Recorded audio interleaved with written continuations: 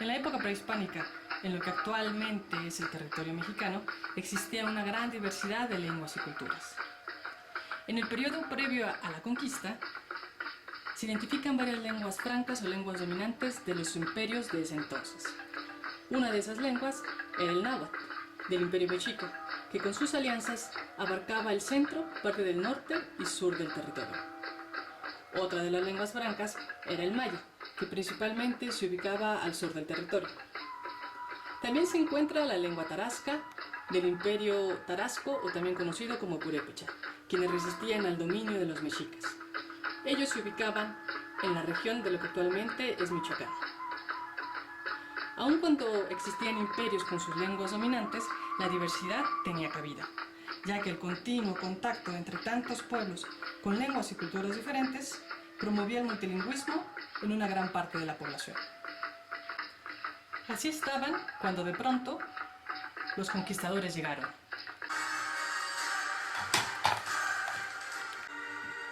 Los conquistadores usaron el náhuatl porque era la lengua que estaba más extendida en todo el territorio, pero después sustituyeron el náhuatl por el español.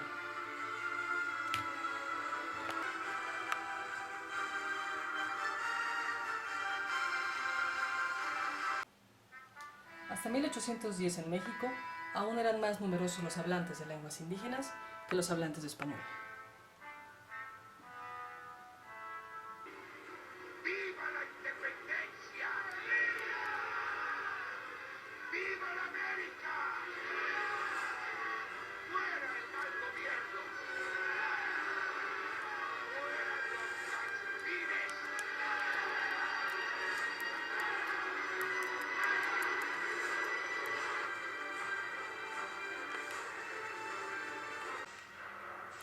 En la época de la independencia, el aumento del mestizaje tanto biológico como cultural era tal que el gobierno independentista decidió inventar una unidad social y política nacional. Es decir, una sola cultura nacional que permitiera unificar a un país inestable tanto económica como social y políticamente.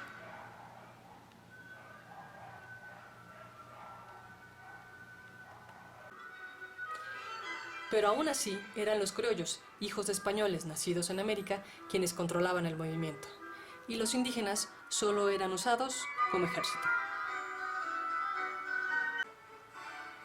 Paradójicamente, el movimiento de liberación de México contribuyó a la integración de la población originaria al mundo hispanohablante. Todos los cambios nacionales realizados no consideraron las necesidades particulares de su población. En la Guerra de Reforma, los forjadores de la Constitución mexicana estructuraron este documento con base en la Constitución española de 1812, por lo que no era adecuada a la realidad mexicana.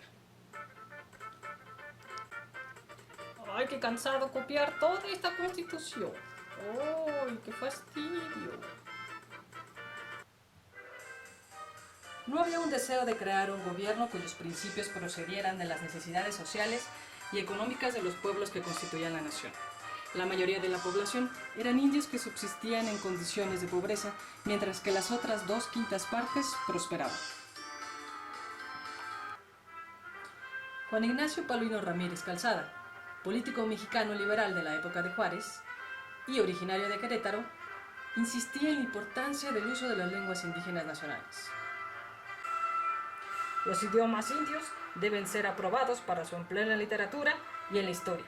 De esta manera, se elevará el nivel de interés cultural y participación de los sectores de la población nacional que se mantienen en silencio, o sea, de ellos. Así también, los estados organizados en unidades culturales y lingüísticas podrán ejercer el control de un sistema educativo y adiestrar a líderes que mediarán entre su cultura local y la nacional.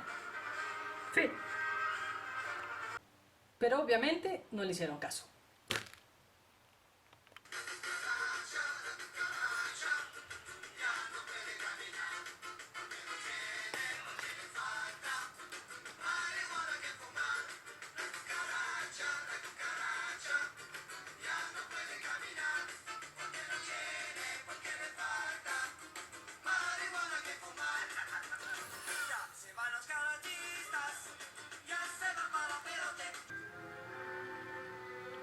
En el siglo XX, antes y después de la Revolución, el panorama lingüístico no cambió.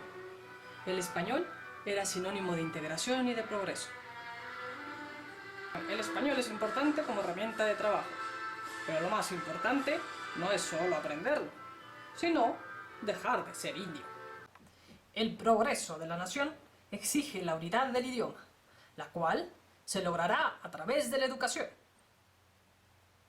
Pero señor presidente, nosotros, como intelectuales, sabemos que no se puede hablar de unificación de un país si no se habla primero de reformas sociales. Ja, ja, ja. Ustedes, cállense. Sigamos con la educación. Para unificar el país, se realizarán campañas de castellanización a nivel nacional. Punto. Ante un panorama internacional que promueve el reconocimiento de los derechos de los pueblos indígenas, México decide reconocer en el artículo 4 de la Constitución mexicana que el país es plurilingüe, por lo que es necesario fortalecer la identidad étnica a través de la conservación de las lenguas nativas y el aprendizaje del español como segunda lengua. Esta simulación le permite manipular la presencia internacional del país sin compromiso nacional. ¡Ay sí! ¡Toma el dinero! ¡Qué buen país es! Ja, ja, ja, ja. Gracias.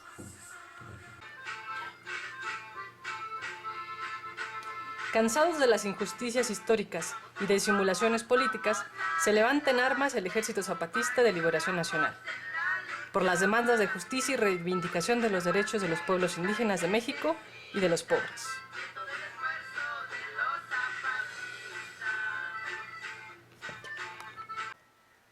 Después del levantamiento armado del Ejército Zapatista, inician las negociaciones con el gobierno sobre las reformas necesarias en materia de los derechos de los pueblos indígenas. Pero una vez más, el gobierno desconoce las resoluciones de esas negociaciones e inicia una constante guerra de represión en contra del pueblo zapatista.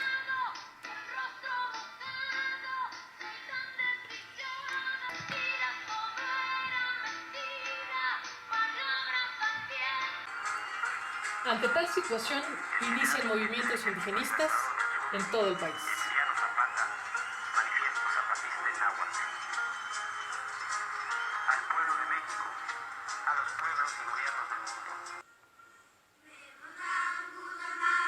Una vez más, para simular internacionalmente el interés a los derechos de los pueblos indígenas, el Gobierno de México declara la Ley de Derechos Lingüísticos de los Pueblos Indígenas.